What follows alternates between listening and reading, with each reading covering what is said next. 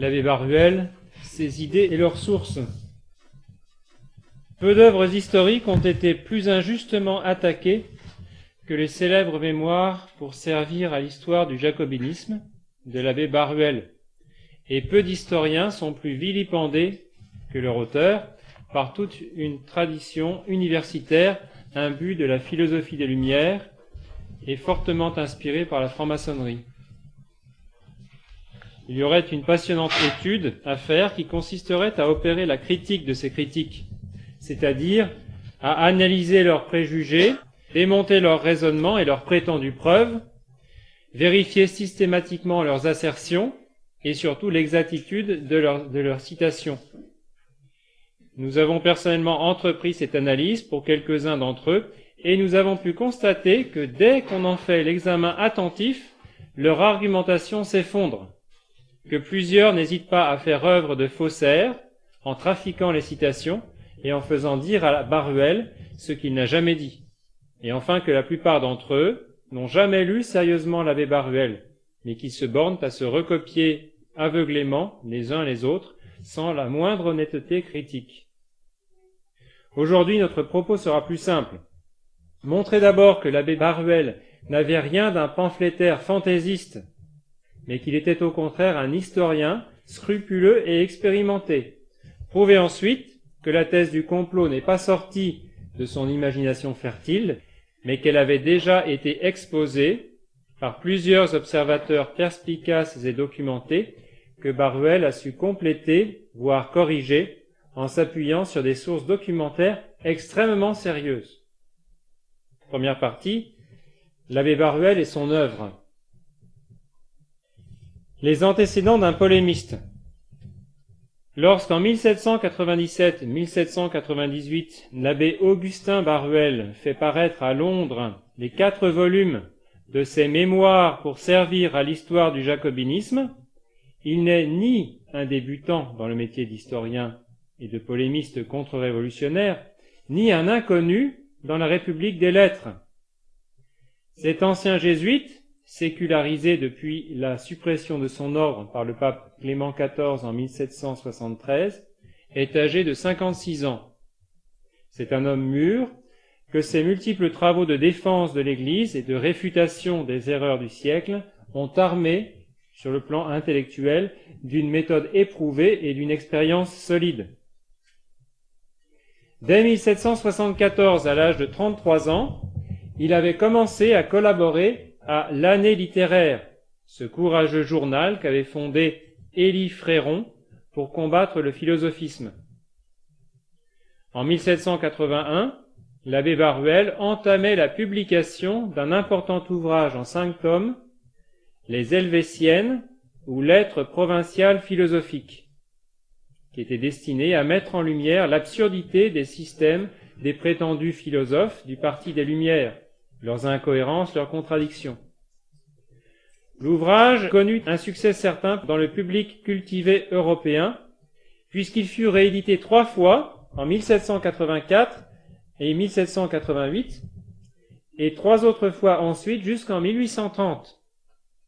Et il fut traduit en espagnol, en italien, en allemand et en polonais. En janvier 1788, Baruel prit la direction du journal ecclésiastique, dont il a assuré la rédaction presque seul, jusqu'en 1792, en pourchassant les erreurs et les préjugés des philosophes, tout en dénonçant la responsabilité de leur propagande dans les troubles de la pré-révolution. Il n'était pas le premier à le faire, et comme il l'a écrit lui-même, depuis bien des années, citation, les orateurs et les docteurs religieux avaient annoncé à la France, à la cour du monarque, sur la chaire évangélique et dans leurs diverses productions, que le règne des impies ne s'établirait pas sans être également fatal au trône et à l'autel. Fin de citation. Cette échéance approchait à grands pas, et Baruel était conscient, comme les meilleurs de ses confrères, des conséquences funestes que ne pourrait manquer d'avoir la politique des Loménie de Brienne, des Necker, aggravée par la faiblesse du roi. Nous le savons, par un passage de son Histoire du clergé pendant la Révolution française, dans lequel il évoque la haute figure de son ancien maître, l'abbé Gagnère des Granges, massacré au Carme le 2 septembre 1792. Citation de l'abbé Baruel. « Il fut longtemps mon maître. Il daignait m'appeler son fils. Avant que la Révolution commençât, M. Gagnère des Granges en avait prévu le terme. Dès les premiers jours de janvier 1788, il m'avait envoyé un mémoire dont les objets étaient la conduite du ministre Brienne et celle de Necker, relativement à la religion, la faiblesse, la condescendance de Louis XVI pour ces deux fléaux de la France, les malheurs qui en résulteraient pour le roi et sa famille.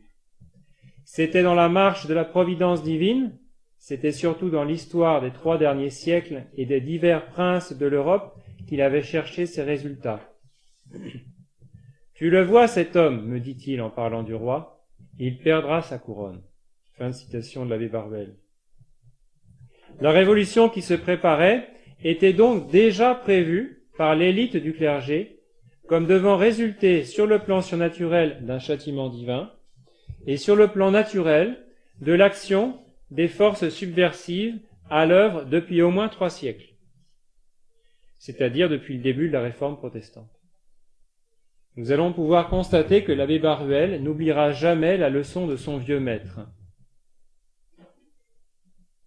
Dès l'ouverture des États généraux, Baruel en commenta les débats et l'action dans le journal ecclésiastique, en s'opposant avec courage et talent à l'application des principes révolutionnaires et notamment à l'établissement de la constitution civile du clergé et du divorce. En 1789, il publia un discours sur les vraies causes de la Révolution, qui lui attribue 2 causes, l'une surnaturelle, qui est la volonté de la Providence qui veut châtier la France d'avoir donné à l'Europe l'exemple du désordre intellectuel et moral pendant tout le XVIIIe siècle, et la cause naturelle, l'existence d'un complot contre l'Église et l'État mené par les philosophes. En 1790 et 91, le journal ecclésiastique connut un très brillant succès, car Baruel y soutenait fermement l'opposition au serment civique que l'Assemblée nationale imposait au clergé. Il protestait en même temps contre la vague d'anticléricalisme virulent qui se déchaînait sur la France. En 1791, il publia un autre ouvrage important, intitulé « Questions nationales sur l'autorité et sur les droits du peuple dans le gouvernement ». Dans ce livre, il examinait d'abord la constitution civile du clergé et la rejetait absolument. Il développait ensuite la question de l'autorité et exposait très nettement les rapports de l'autorité familiale et de la souveraineté royale. Il terminait en étudiant la Constitution de 1791, qu'il trouvait absurde, et ne voyait d'autres résultats possibles à son application que l'anarchie, le crime et le malheur public. S'étant ainsi abondamment signalé à la vindicte des révolutionnaires, l'abbé Baruel n'a d'autre solution, après l'effondrement de la monarchie le 10 août 1792, que de se cacher, car sa vie est menacée, puis de s'enfuir en Angleterre, où il est accueilli et hébergé par un de ses confrères, ancien jésuite, le père William Strickland. Alors, Baruel rédige, dans l'urgence, son « Histoire du clergé pendant la Révolution française », qui parut à Londres en 1793. Il expose les causes et les progrès de la persécution antireligieuse et dénonce les massacres qu'elle a provoqués. Dans cet ouvrage, Baruel reprend plus nettement qu'en 1789 la thèse du châtiment providentiel, qui préfigure les considérations sur la France de Joseph de Maistre, et surtout celle du complot. Citation. Cette révolution était depuis longtemps méditée en France par des hommes qui, sous le nom de philosophes, semblaient se partager le rôle de renverser les uns le trône et les autres l'autel. Les premiers n'étaient pas absolument ennemis de tout culte. Ils savaient s'en dispenser eux-mêmes, mais ils croyaient qu'il en faut pour le peuple. Mais ils voulaient lui en donner un plus conforme à leur ambition. Ils étaient persuadés qu'avec les principes du catholicisme, il serait impossible de combiner ceux du gouvernement qu'ils voulaient substituer à la monarchie. À la tête de ces prétendus philosophes politiques, tout occupés de leur révolution, se montrait le fameux Mirabeau l'aîné. Dès les premiers jours des États généraux, ouverts à Versailles, le 5 mai 1789, celui-ci n'avait pas caché combien il croyait important de renverser d'abord les idées religieuses pour remplir ses projets. Si vous voulez une révolution, avait-il dit publiquement, il faut commencer par déchristianiser la France. Cet aveu d'un grand conspirateur était en lui-même un hommage précieux à la religion catholique. Il confessait par là combien elle est propice au maintien des empires, puisqu'il croyait devoir commencer par la renverser avant que d'attaquer le gouvernement même. Fin de citation de cet ouvrage, Histoire du clergé pendant la Révolution française. Après ceux qu'il appelle les philosophes politiques, Baruel désigne comme responsables de la Révolution les membres de ce qu'il appelle la secte des économistes, disciples de Quesnay, de Turgot et de ce Dupont qui se fera appeler plus tard de Nemours, Dupont de Nemours. Il y ajoute Necker, dont il a très bien vu qu'il fut l'un des principaux fossoyeurs de la monarchie. Il évoque ensuite des comploteurs plus secrets, les adeptes, dit-il, de toutes les sectes qui tramaient depuis longtemps leur double conspiration contre l'autel et contre le trône, dans les ténèbres de leur club, de leur loge et de leur conciliabule souterrain. Fin de citation. Les termes employés désignent évidemment les francs-maçons, et aussi probablement les illuminés de Bavière. Mais Baruel ne s'attarde pas à les identifier plus clairement, car ce n'est pas encore son propos. Ce sera celui du livre, de son ouvrage, Les Mémoires pour servir à l'histoire du jacobinisme. Alors justement, parlons maintenant de cet ouvrage, le but des Mémoires pour servir à l'histoire du jacobinisme, éclairer l'opinion.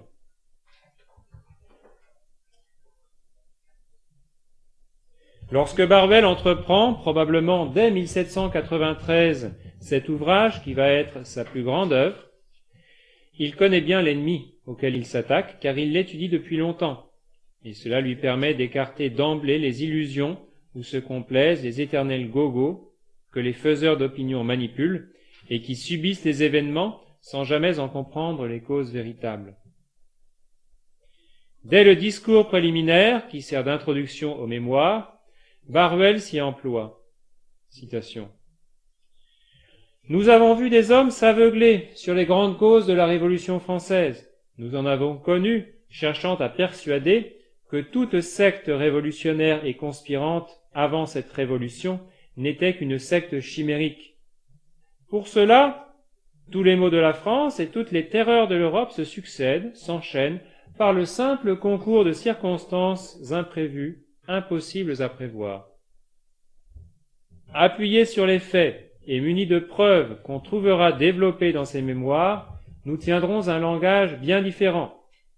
Nous dirons, dans cette Révolution française, tout, jusque dans ses forfaits les plus épouvantables, tout a été prévu, médité, combiné, résolu, statué.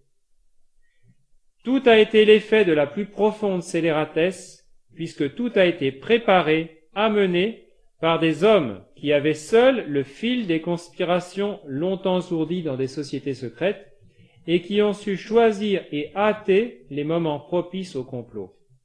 Fin de citation. Mais l'erreur de ceux qui nient l'efficacité des complots n'est pas la seule que l'abbé ait à combattre. Il se trouve en effet des gens qui croient à l'innocuité des principes révolutionnaires et à la pureté des intentions de leurs sectateurs. Citation. En dévoilant l'objet et l'étendue de ces complots, j'aurai à dissiper une erreur plus dangereuse encore. Dans une illusion funeste, il est des hommes qui ne font pas difficulté de convenir que cette Révolution française a été méditée. Mais ils ne craignent pas d'ajouter que dans l'intention de ses premiers auteurs, elle ne devait tendre qu'au bonheur et à la régénération des empires, que si de grands malheurs sont venus se mêler à leurs projets, c'est qu'ils ont trouvé de grands obstacles. C'est qu'on ne régénère pas un grand peuple sans de grandes secousses, mais qu'enfin, les tempêtes ne sont pas éternelles, que les flots s'apaiseront, que le calme renaîtra, qu'alors, les nations étonnées d'avoir pu redouter la Révolution française n'auront qu'à l'imiter en s'en tenant à ses principes. Fin de citation. Notons au passage que les mêmes arguments sont souvent utilisés aujourd'hui pour défendre le communisme, qui serait une doctrine généreuse, mais jusqu'à présent mal appliquée. À cet espoir fallacieux, réplique Baruel, à toutes ces prétendues intentions de la secte révolutionnaire, j'opposerai ses vrais projets et ses conspirations pour les réaliser. Je dirais, parce qu'il faut bien enfin le dire, parce que toutes les preuves en sont acquises, la Révolution française a été ce qu'elle devait être dans l'esprit de la secte. Tout le mal qu'elle a fait, elle devait le faire. Tous ses forfaits et toutes ses atrocités ne sont qu'une suite nécessaire de ses principes et de ses systèmes. Je dirais plus encore, bien loin de préparer dans le lointain un avenir heureux, la Révolution française n'est encore qu'un essai des forces de la secte. Ses conspirations s'étendent sur l'univers entier. Dût-il lui en coûter partout les mêmes crimes, elle les commettra. Elle sera également féroce. Il est dans ses projets de l'être partout où le progrès de ses erreurs lui promettra les mêmes succès. Fin de citation. Baruel écrivait cela en 1797. Aujourd'hui, plus de 2 siècles après, avec l'expérience d'innombrables révolutions qui ont éclaté aux 4 coins du globe, amenant toujours les mêmes atrocités et les mêmes déluges de sang, tout honnête homme doit reconnaître que l'abbé était bon prophète. Paragraphe suivant. Le thème des mémoires. Après le but des mémoires, éclairer l'opinion, le thème des mémoires, la triple conspiration. Lorsqu'il rédige les mémoires pour servir à l'histoire du jacobinisme, l'abbé Baruel est armé d'une longue expérience, d'une vaste érudition, due à d'immenses lectures et d'une imposante documentation, constituée aussi bien de l'œuvre des philosophes des Lumières que de la littérature maçonnique et occultiste du XVIIIe siècle, mais aussi de témoignages et de documents confidentiels fournis par les francs-maçons repentis. Si l'abbé démontre dans ses mémoires l'existence d'un faisceau de complots anticatholiques et anti-monarchistes responsables de la Révolution, il n'est nullement l'inventeur de cette thèse, puisqu'elle remonte au moins au second quart du XVIIIe siècle, comme nous le verrons plus loin. Mais cette thèse des complots, et non pas du complot, il l'a renforcée et actualisée considérablement en l'appuyant sur d'innombrables références tirées des écrits des philosophes, entre guillemets, et de leurs partisans, sur l'étude des différents systèmes maçonniques et des rituels de leur grade, sur une analyse très pertinente des théosophes Swedenborg et Louis-Claude de Saint-Martin, et enfin, sur les plus récentes révélations faites en Allemagne au sujet des Illuminés de Bavière, dont le gouvernement bavarois avait fait publier les écrits originaux en 1786 et 1787. Il a renouvelé également son sujet en rejetant les hypothèses faites par ses prédécesseurs sur l'origine de la franc-maçonnerie, qu'il ne faut chercher, dit-il, ni chez Saussin ni chez Cromwell, mais bien chez les manichéens, par l'intermédiaire des cathars et des templiers. Voici comment Baruel expose son intention et sa méthode. Citation. Ce que j'aurais à dire plus spécialement, ce n'est point ce qu'ont fait les légions infernales des Marat, des Robespierre, des Sieyès, ce sont les conspirations et les systèmes, les écoles, les maîtres. C'est tout ce qui a fait les Sieyès, les Condorcet, les Pétion, et qui prépare encore à chaque peuple de nouveaux Marat, de nouveaux Robespierre. C'est pour atteindre cet objet important que j'ai dirigé mes recherches sur la secte et ses chefs, son origine, ses projets, ses complots, ses moyens, ses progrès, sur tout ce qu'elle a fait pour attirer à la Révolution bien plus que sur les détails même de la Révolution.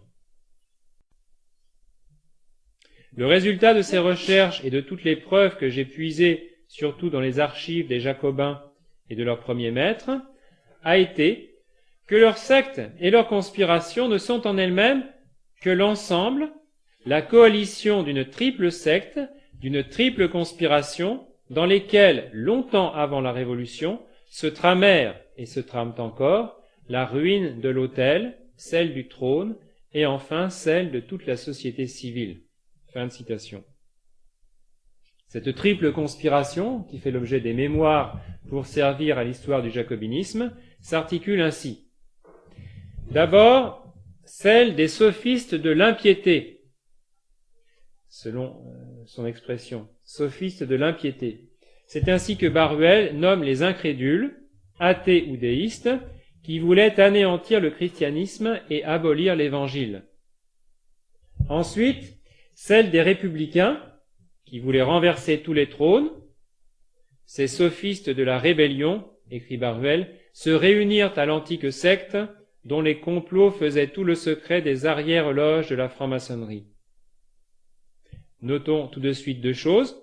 D'abord que cette antique secte, que Baruel ne désigne pas plus clairement dans cet avant-propos, n'est autre, il le dira plus loin, que la gnose manichéenne. Ensuite, que Baruel n'accuse pas tous les francs-maçons indistinctement d'être des agents conscients de ce complot, mais il incrimine les arrière-loges dont les initiés supérieurs manipulent à leur insu l'ensemble des maçons. Enfin, la troisième conspiration est celle des illuminés de Bavière, qui, s'appuyant sur les deux premières, fédéraient l'impiété et l'anarchie pour renverser non plus seulement le christianisme, mais toute espèce de religion. Non plus seulement les trônes, mais toute espèce d'autorité, tout gouvernement, toute société civile, toute famille et toute propriété. Donc cette triple conspiration, d'abord des incrédules qui veulent abattre le christianisme, ensuite celle des républicains qui veulent renverser les trônes, et puis au-dessus, celle des illuminés de Bavière qui se fondent sur ces deux premières et qui veulent détruire toute religion, toute autorité. L'objet de ces mémoires, écrit Baruel, sera de dévoiler séparément chacune de ces conspirations, leurs auteurs, leurs moyens, leurs progrès, leurs adeptes et leurs coalitions.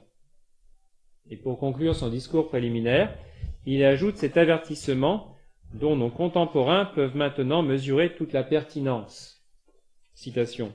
« Je sais qu'il faut des preuves quand on dénonce aux nations des complots de cette nature et de cette importance.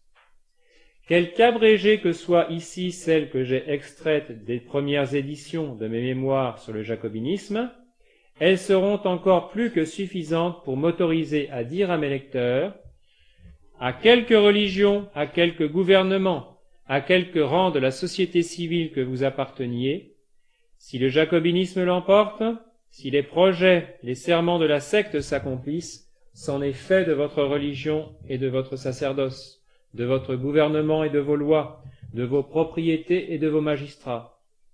Vos richesses, vos champs, vos maisons, jusqu'à vos chaumières, jusqu'à vos enfants, tout cesse d'être à vous.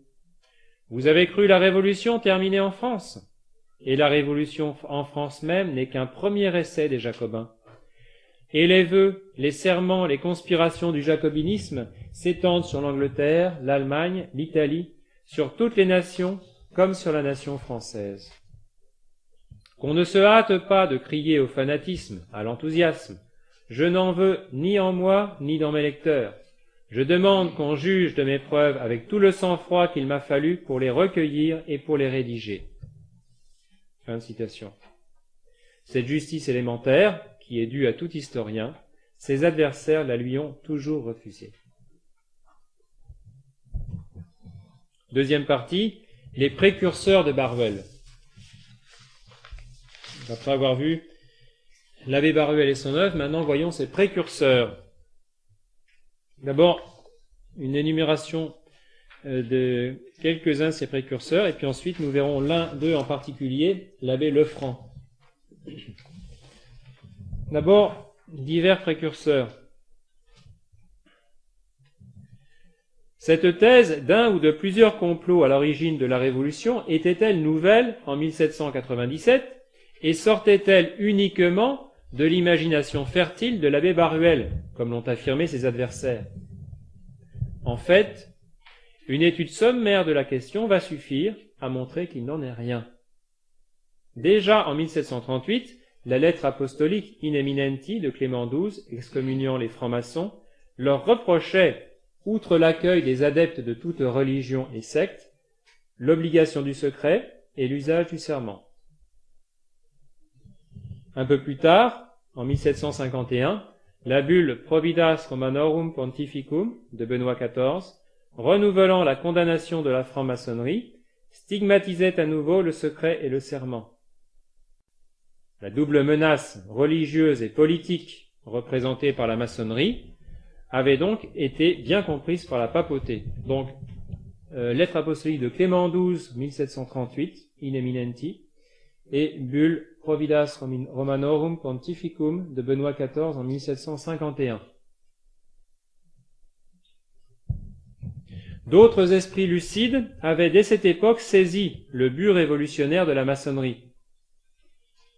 S'il ne semble pas que toutes leurs œuvres aient pu parvenir jusqu'à nous, nous trouvons une trace extrêmement intéressante de leurs accusations dans un pamphlet de 1744, favorable à la maçonnerie, qui prétend réfuter ces accusateurs. Il s'intitule « La franc-maçonne ». Et on y trouve le passage suivant, citation, « Il est donc plus que probable, conclus-je, qu'il n'est question chez eux que d'une maçonnerie purement symbolique, dont le secret consiste à bâtir insensiblement une république universelle et démocratique, dont la reine sera la raison, et le Conseil suprême l'Assemblée des sages. Le projet d'une telle république, continuai-je, mérite bien d'être caché dans le sein du mystère, car plus les entreprises sont grandes, plus il est besoin de secrets pour les faire réussir. » Fin de citation. Un peu plus tard, en 1747, paraissait à Amsterdam un ouvrage intitulé « Les francs-maçons écrasés », suite du livre intitulé « L'ordre des francs-maçons trahis ». Cet ouvrage fut réédité plusieurs fois. L'auteur y expliquait que l'idolâtrie de la liberté et de l'égalité à laquelle on s'adonne dans les loges conduit les frères au rêve d'un âge d'or qui aurait été englouti par l'installation de la tyrannie et qui reviendra si les frères savent arracher par la force aux tyrans cette liberté et cette égalité qui étaient communes au début de l'humanité, et reconstruire ainsi l'ordre social, ce but n'étant révélé clairement qu'à des initiés supérieurs soigneusement sélectionnés et restant cachés aux maçons ordinaires. En 1747. L'auteur est l'abbé Gabriel Perrault, P-E accent aigu R-A-U, 1700-1767, Gabriel Perrault. Il y eut ensuite beaucoup d'autres esprits clairvoyants qui dénoncèrent les menées antireligieuses et antimonarchiques avant la Révolution. C'est ce qui ressort d'un article du Journal général de France de l'abbé de Fontenay, en date du 1er janvier 1792. L'abbé de Fontenay, dans le Journal général de France. Un article du 1er janvier 1792. Citation. La catastrophe qui étonne aujourd'hui l'univers, en affaiblissant le trône des Bourbons, met sur la même ligne le plus puissant des rois et les représentants du simple citoyen. L'explosion a pu être subite aux yeux de l'homme trop peu accoutumé à réfléchir sur tout ce qui prépare les grands événements. Mais longtemps, un bruit sourd a mugi sous le palais du monarque. Depuis un demi-siècle, la trame est étourdie. À peine 3 générations ont-elles suffi à la développer. Cependant, le complot, dans sa lenteur même, dédaignait les ombres du mystère. Et c'est encore un caractère unique de la Révolution que longtemps avant son explosion, elle était dévoilée. Depuis 30 ans surtout, nos magistrats dans leur réquisitoire, nos orateurs chrétiens dans la chaire évangélique, jusqu'à nos docteurs dans leurs thèses publiques, annonçaient que le trône était menacé comme l'autel. Fin de citation. Le journaliste du Rozoy, R-O-Z-O-I, du Rozoy, qui sera guillotiné après le 10 août 1792, écrivant le 31 octobre 1790 dans la Gazette de Paris, constatait la parenté entre le système protestant et le système républicain, et ajoutait que le protestantisme et la philosophie moderne se sont alliés à la franc-maçonnerie, et qu'ensemble, citation, ils détruisent les lois des empires, asservissent l'opinion et préparent des révolutions qui changeront, si les souverains ne s'y opposent, la face entière de l'Europe. Égalité entre frères, abolition des rangs, signe de reconnaissance, mot d'entrée dans les assemblées, d'admission dans les mystères, union de l'un à l'autre pôle, république fédérative. Enfin, voilà le système, la base, l'esprit et la constitution harmonique de la maçonnerie. Cette observation, plus importante peut-être que l'on ne pense, est si vraie que dans ces jours de crimes, de délire et d'insurrection où le sang coulait, où les têtes se promenaient sur la place de Grève au bout des piques, on se faisait jour à travers ces flots de peuple enivrés de fureur et l'on entrait à l'hôtel de ville à la faveur des signes maçonniques. Tous ceux qui parurent les premiers sur le théâtre de la Révolution étaient des chefs de loge. Ça, c'est un article donc du 31 octobre 1790. En 1790, encore, un ouvrage de l'abbé Antoine Estève Bessy, Bessy, B-A-I-2-S-I-E. L'abbé Antoine Estève Bessy, prêtre séculier, dans son ouvrage intitulé « L'esprit de la franc-maçonnerie dévoilé relativement aux dangers qu'elle renferme », accusait la maçonnerie de tendre à la ruine du genre humain et écrivait que ses buts de liberté et d'égalité tenaient à ses origines cromwelliennes et antimonarchiques. Il associait également les francs-maçons aux philosophes. Mais le plus important des précurseurs de Barruel est incontestablement l'abbé François Lefranc. L'abbé François Lefranc, Lefranc en un seul mot, comme ça se prononce, vicaire général à Coutances, puis supérieur des eudistes de Caen, qui fut massacré au Carme en septembre 1792. Dans deux ouvrages, le premier, Le voile levé pour les curieux ou le secret de la Révolution de France révélé à l'aide de la franc-maçonnerie, publié à Paris en 1791. Et le deuxième ouvrage, Conjuration contre la religion catholique et les souverains dont le projet fut conçu en France pour être exécuté dans l'univers, ouvrage qui achève de démasquer les francs-maçons et de confondre les philosophes et les sectaires de tout genre. Fin du titre. Paru en 1792, l'abbé Lefranc désignait explicitement la maçonnerie et les illuminés des diverses sectes comme les principaux responsables de la conspiration qui avait provoqué la Révolution.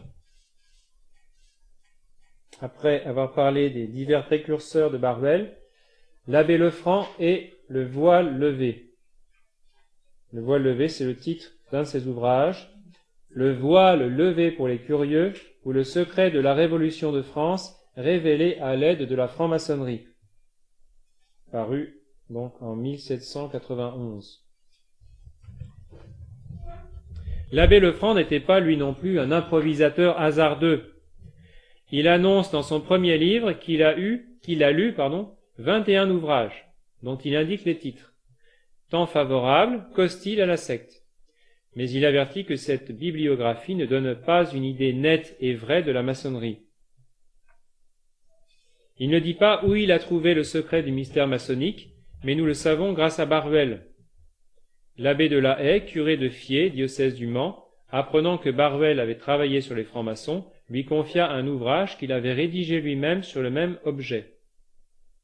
Lorsqu'il revint lui demander son opinion, Barruel lui montra l'ouvrage de l'abbé Lefranc, qui était presque identique au sien, et qui attribuait comme lui l'origine de la franc-maçonnerie à Saussin, ce que Barruel contestait.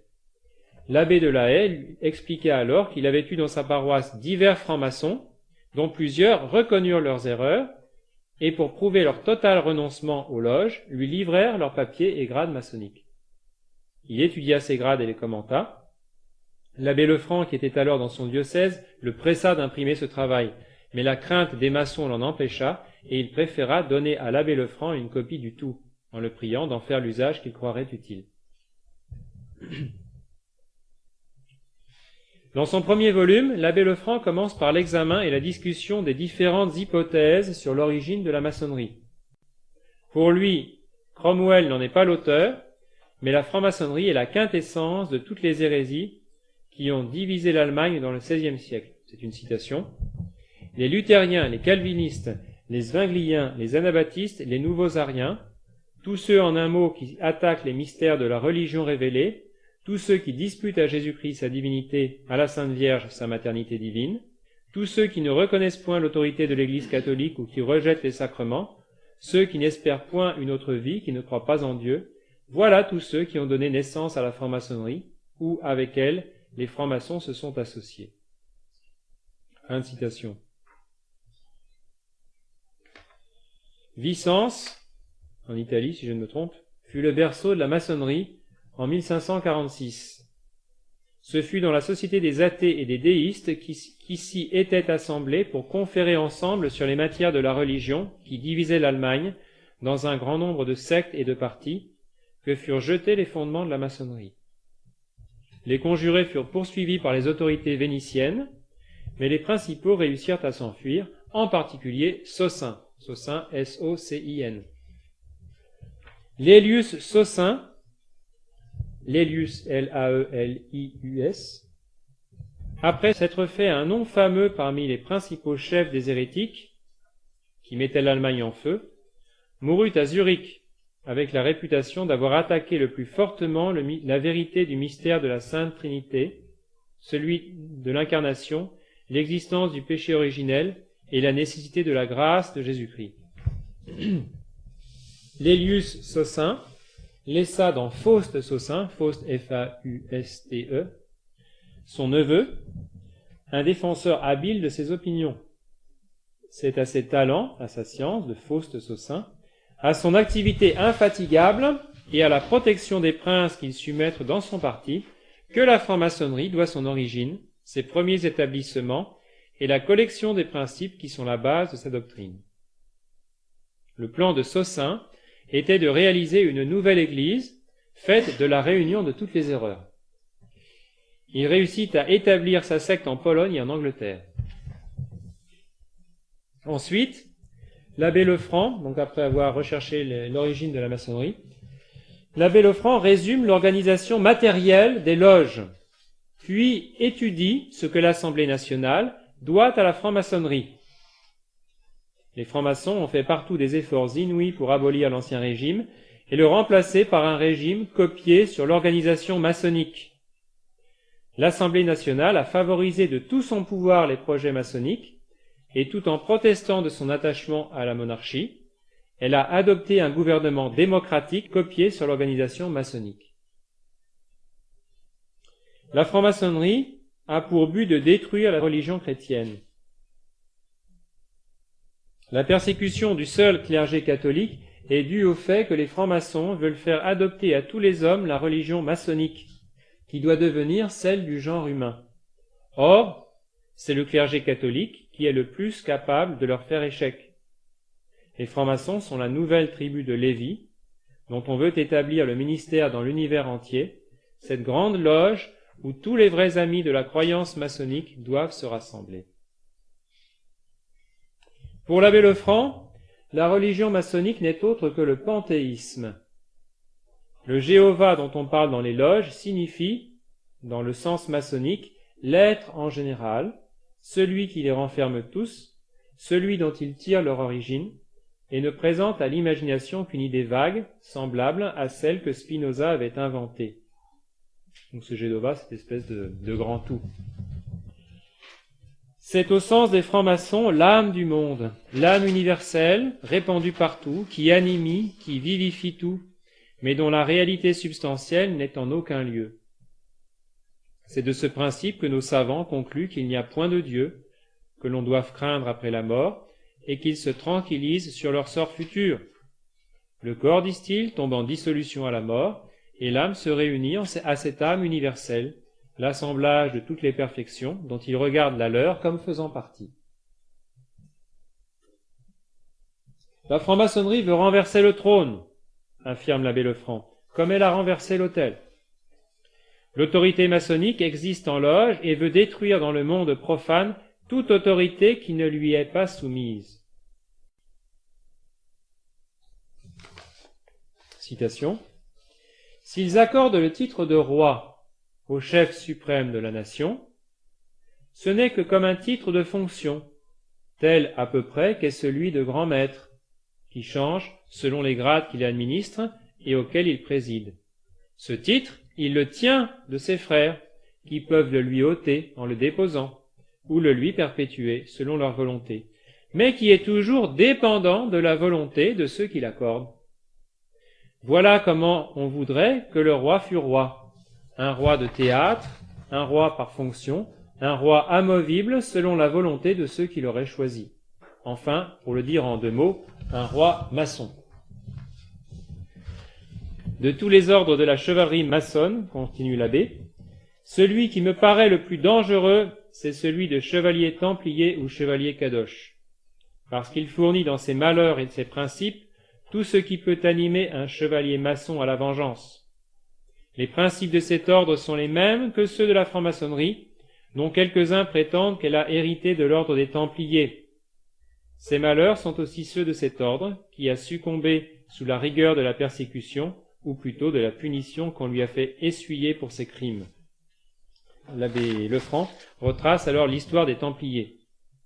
Il décrit le rituel de l'accession au grade de chevalier kadosh, note que le récipiendaire doit tenir à la main la tête de l'assassin d'Hiram, et que cet usage maçonnique a été repris pour de bon dès le début de la Révolution à l'encontre de ses adversaires. Il conclut, citation, « Ceux qui sont ainsi unis peuvent devenir les meurtriers de tous ceux qui les empêcheront d'élever le temple qu'ils ont projeté. » Fin de citation. L'Assemblée nationale, conclut l'abbé Lefranc, a promis la liberté, mais elle a engendré la tyrannie des factieux, la fin de la liberté des déplacements et la menace permanente de la prison et du supplice pour les honnêtes gens. Citation. La liberté, si elle existe, est pour les méchants seuls. Maintenant que le voile est levé, je révélerai, s'il le faut, l'iniquité cachée jusqu'à présent sous le voile du secret le plus inviolable. Je ne suis point maçon, mais je connais leurs mystères et je les manifesterai sans manquer à la foi du serment. Fin de citation. Ces révélations firent l'objet du second volume, dont la parution ne précéda que de quelques mois l'assassinat de son auteur.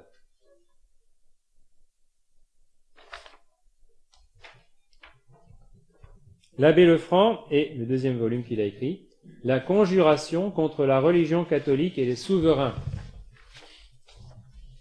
Le but de l'ouvrage est de dévoiler les projets généraux des philosophes, des francs-maçons et des clubistes. À cet effet, il entend d'une part d'examiner et réfuter les ouvrages de Charles-François Dupuy, de Lalande, de Volney et de Nicolas de Bonneville, et d'autre part, donner un abrégé des doctrines des Rose-Croix et des Illuminés. La religion catholique, constate l'abbé Lefranc, est en but à tous les partis. La franc-maçonnerie a employé tous les moyens pour renverser le catholicisme. Elle a été précédée par la secte janséniste que l'avocat général Denis Talon dénonçait dès 1687 et qui a infecté tous les corps politiques et religieux, spécialement les magistrats, corrompu les mœurs et la discipline, divisé les chrétiens et affaibli l'Église. En 1730, la maçonnerie s'est établie à Paris et a recruté rapidement de riches et puissants adeptes. Les jansénistes, les philosophes, les impies et les magistrats se sont unis à eux pour combattre le catholicisme. Les encyclopédistes ont prétendu démontrer la fausseté du christianisme et la maçonnerie a soutenu cette guerre, a mis en œuvre l'irréligion philosophique et a habitué ses adeptes à une religion symbolique, en mêlant les symboles du judaïsme au catholicisme et en transformant les vérités catholiques en symboles.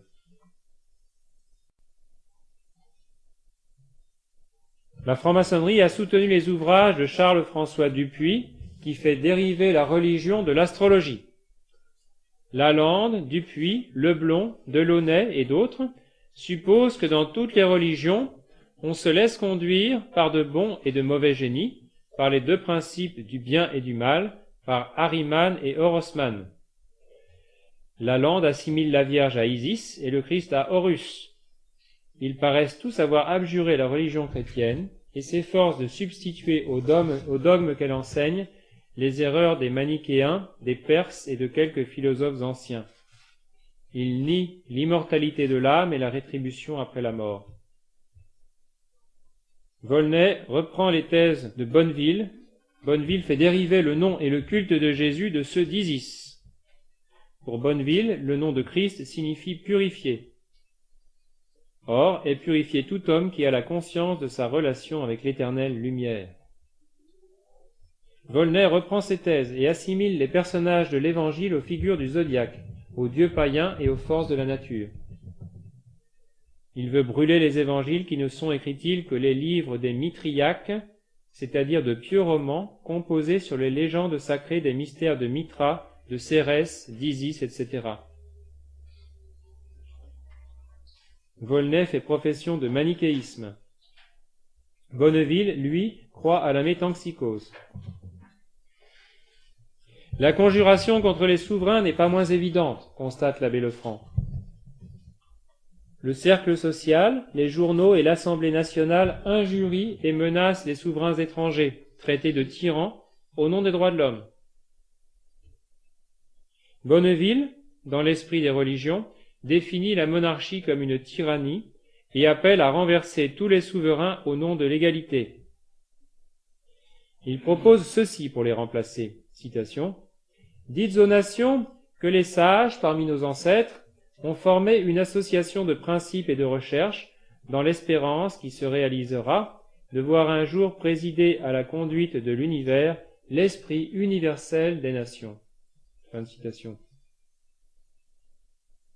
L'abbé Lefranc étudie ensuite le grade de Rose-Croix, où les maçons prétendent faire une mention honorable du Christ, et qui n'est qu'une parodie sacrilège des mystères chrétiens. Puis il relate l'histoire des Rose-Croix du XVIIe siècle. Pour lui, tout prouve l'origine commune des francs-maçons et des Rose-Croix, dont le fondateur est certainement Saussin, mort en 1604, date d'origine des Rose-Croix.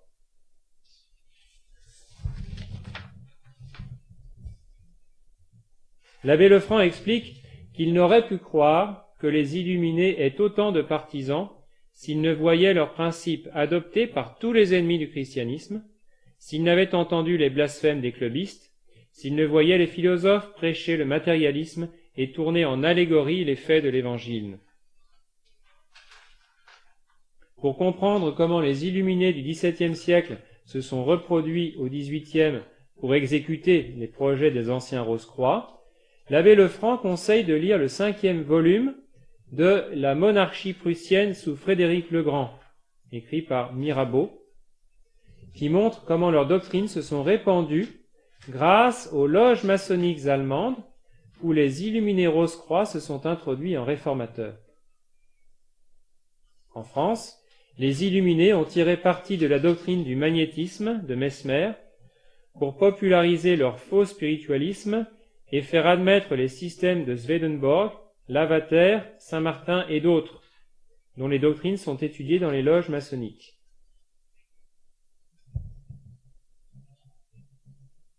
L'abbé Lefranc présente ensuite la secte des martinistes, fondée par Louis-Claude de Saint-Martin, dont il cite 2 ouvrages, Tableau naturel des rapports qui existent entre Dieu, l'homme et l'univers, et Des erreurs et de la vérité, dans lesquels Saint-Martin prétend donner la clé de la mythologie et des religions, ainsi que des lois de l'univers. Mais Saint-Martin ne fait, en réalité, écrit l'abbé, que de renouveler le système des manichéens. Le bien ne consiste pour l'homme qu'à suivre sa nature et à avoir la volonté de s'approcher d'un bon principe, ce qu'il peut faire par ses propres forces. La religion ne doit consister qu'à se mettre en rapport avec l'intelligence universelle, ce qui réunira tous les cultes. Cela rend Jésus-Christ et la révélation inutiles. La doctrine de saint Martin, explique l'abbé, ressemble à celle de Swedenborg et des gnostiques. Il s'appuie sur la mystique des nombres empruntée à la Kabbale. Il reprend les erreurs de nombreux hérétiques des siècles passés sur les esprits invisibles, et il singe la mystique chrétienne. On approche de la conclusion. Citation de l'abbé Lefranc. Le tableau que nous offre la France sera nécessairement celui de tous les royaumes qui favoriseront les nouvelles doctrines. L'autorité y tombera dans l'avilissement, la majesté du trône y sera foulée aux pieds, le crime y sera impuni. Les propriétés envahies, la force publique sans exercice, l'innocence opprimée, la justice sans vigueur, tous les vices en honneur. Les lois ne seront publiées que pour faire la terreur de ceux qui les respecteront. L'intrigue, l'orgueil, l'intérêt ouvriront le chemin aux premières places de l'État. On s'y soutiendra par le crime et l'injustice. On abusera de l'autorité dont on aura été revêtu pour faire le malheur de tous ceux qui y auront recours. On s'attribuera les fonds publics, on les dissipera pour soudoyer des factions, on déclamera contre des vices anciens pour détourner les yeux de dessus les forfaits inouïs dont on se sera souillé. On s'environnera de tous les hommes usés dans la crapule et la débauche, de tous les brigands accoutumés aux grands crimes et pour lesquels il n'y a rien de sacré. On aura l'air de poursuivre avec une sévérité outrée des fautes légères contre l'ordre public, et on ne voudra pas seulement examiner les crimes qui saperont les fondements de l'État. On éloignera le crédit, la fortune publique, les meilleurs citoyens, les plus habiles artistes. On privera l'État de toutes ses ressources, et on dira qu'il est régénéré, que la liberté y règne, que chacun y vit heureux. Les principes de morale seront combattus, la religion véritable y sera proscrite pour faire place à l'erreur et à toutes les hérésies. Les mœurs y seront corrompues, le vice y jouira des honneurs dus à la vertu, et on dira que la vérité aura été ramenée sur la terre, que le flambeau de la philosophie aura éclairé les hommes, et que les philosophes doivent être honorés comme des dieux pour tous les biens dont ils auront enrichi le genre humain. Réfléchissez-y, Français. Bientôt vous n'aurez plus de Dieu, de roi, de religion, de patrie, de morale, de vertu, de fortune, de ressources, si vous continuez à ajouter foi à ceux qui vous trompent, qui sont les artisans de vos malheurs, et qui ne seront satisfaits que lorsque la corruption et le désordre de vos familles ne vous laisseront d'autres ressources à vos maux que le désespoir de ne pouvoir y remédier. Fin de citation. Ces lignes, écrites en 1791, et qui reflètent très fidèlement l'état de notre société du XXIe siècle, montrent que l'abbé Baruel n'était pas le seul historien de l'avenir à avoir compris la véritable nature de la Révolution, ainsi que les conséquences inéluctables de son triomphe.